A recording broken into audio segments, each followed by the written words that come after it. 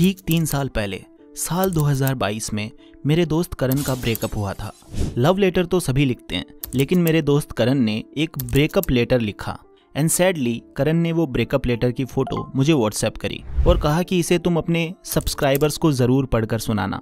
मैं हैरान था कि भाई तेरा ब्रेकअप लेटर और मेरी ऑडियंस, लेकिन फिर जब मैंने उसे पढ़ा तो मैं समझ गया कि उसने आखिर ऐसा क्यों कहा था।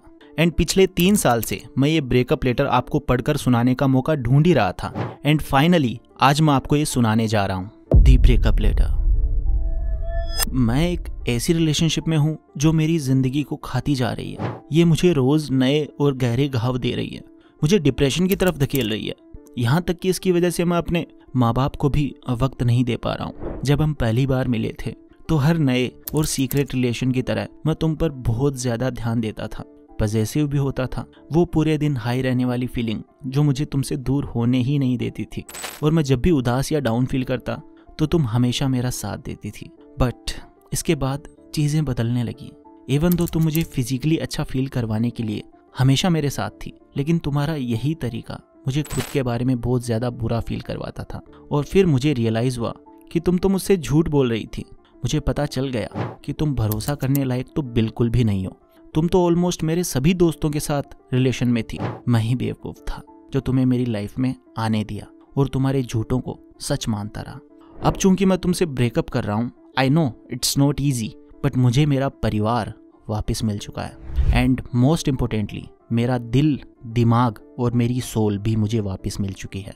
क्योंकि मेरा खुद के लिए अच्छा सोचना तुम्हें एक छोटा सा कदम लग सकता है, बट बिलीव मी ये मेरी जिंदगी की सबसे बड़ी छलांग है। इसीलिए now I am inspired and I am on a mission, और वो मिशन ये है कि मैं अब तुम्हें किसी भी इंसान के करीब नहीं आने दूंगा ताकि तुम अब किसी को भी हर्ट ना कर सको। और ये जरा भी मत सोचना कि मैं तुम्हारी फीलिंग्स को ये कहकर छोड़ दूंगा कि चिंता मत करो, गलती तुम्हारी नहीं थी।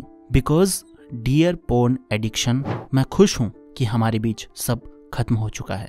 मुझे कांटेक्ट करना छोड़ दो अब, क्योंकि ये याद रखना गलती तुम्हारी थी, मेरी नहीं। करण का ये लेटर पढ़ने के बाद मैंने तुरंत करण को कॉल किया और उससे उसकी एक्स के बारे में, यानी कि उसकी पोर्न एडिक्शन के बारे में पूछा। एंड बिकॉज मुझे पता था कि आज का यूथ, स्पेशली 14 साल से 25 साल के बीच वाले लोग इस एडिक्शन के शिकार हैं, और उन्होंने भी शायद इंटरनेट पर हजारों वीडियोस देखने के बाद भी अभी तक अपनी इस एडिक्शन से छुटकारा नहीं पाया है। तो मैंने एक टीनेजर के मन में उठने वाले पोर्न एडिक्शन से रिलेटेड जो भी सवाल है वो करण से पूछने का फैसला किया, क्योंकि जो इंसान खुद इस एडिक्शन को झेल कर उससे बाहर आ चुका है, उससे बेहतर आंसर्स कौन दे सकता है इन सवालों के। तो मैंने करण से पूछा कि करण यार, डॉक्टर्स तो कहते हैं कि मास्टरबेट करना गलत नहीं है, लेकिन तुम्हें ये क्यों लगा कि ये गलत है?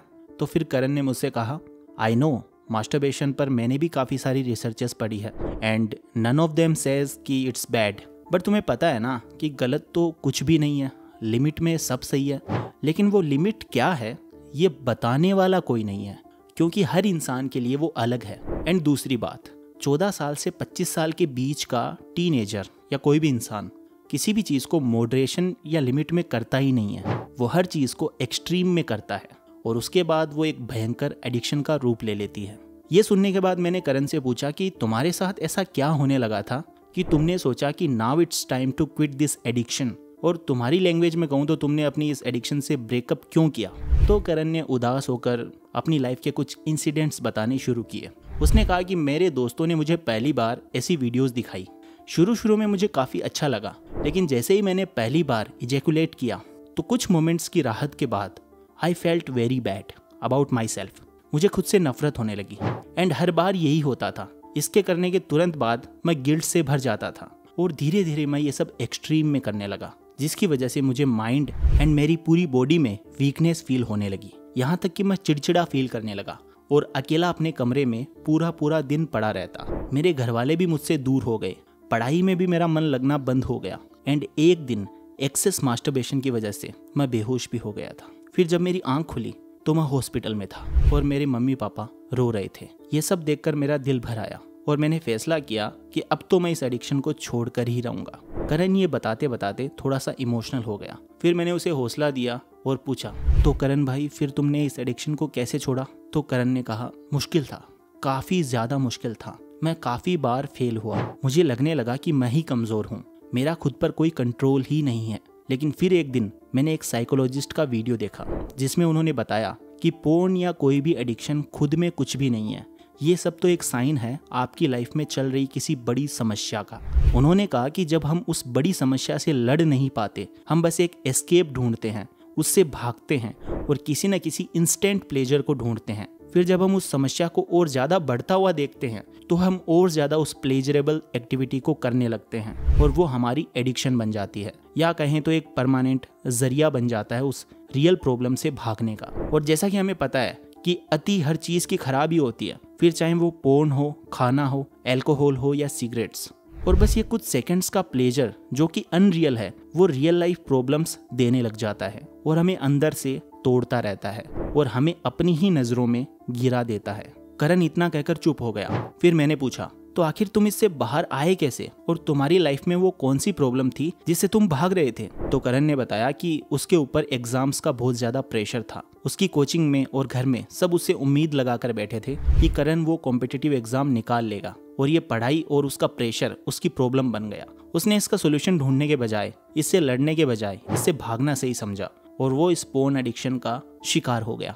लेकिन फिर जब उसे ये पता चला कि उसकी पोर्न एडिक्शन उसकी पढ़ाई के स्ट्रेस की वजह से है, तो तब से उसने पढ़ाई को समस्या या प्रॉब्लम ना मानकर अपना दोस्त बना लिया और पढ़ाई उसका वो टूल बन गया जिसने उसकी हेल्प करी इस एडिक्शन को छोड़ने में। हालांकि ये आसान नहीं था। उसने अपने ट्रिगर्स को पहचाना और उनको एलिमिनेट किया, अकेला रहना कम कर दिया, दोस्तों के साथ ज़्यादा वक्त बिताने लगा और सेल्फ कंट्रोल को बढ़ाने के लिए उसने योगा और मेडिटेशन का भी सहारा लिया।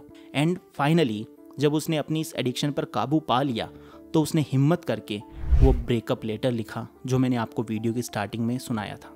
दोस्तों, किसी भी एडिक्शन को आप छोड़ सकते हो, बस आपको ये समझना है कि आपकी ज़िंदगी की वो कौन सी प्रॉब्लम है जिससे आप भागकर उस एडिक्शन की शरण में जा रहे हो। आप बस उस रूट प्रॉब्लम को ख़त्म करने की कोशिश करो, आपकी एडिक्शन बिल्कुल आपसे छूट जाएगी। और हाँ, आई नो ये मुश्किल है, लेकिन इम्पॉसिबल तो नहीं है। इसीलिए आज से ही खुद से वादा करो कि आप अपनी हर उस एक एडिक्शन को खुद की लाइफ से बाहर निकाल कर फेंक दोगे जो आपको करण की तरह कमज़ोर करती जा रही है, और आप उससे ब्रेकअप कर लोगे और अपनी ज़िंदगी को फिर से खुशनुमा और तरोताज़ा करोगे। So let's start it from today. तो दोस्तों, इसी के साथ अगर आपको ये वीडियो पसंद आया तो आप इस वीडियो को लाइक ज़रूर करें, अपने सभी दोस्तों को शेयर भी करें, और मैं मिलता हूँ आपसे नेक्स्ट वीडियो में। तब तक के लिए take care, love you all and all the very best.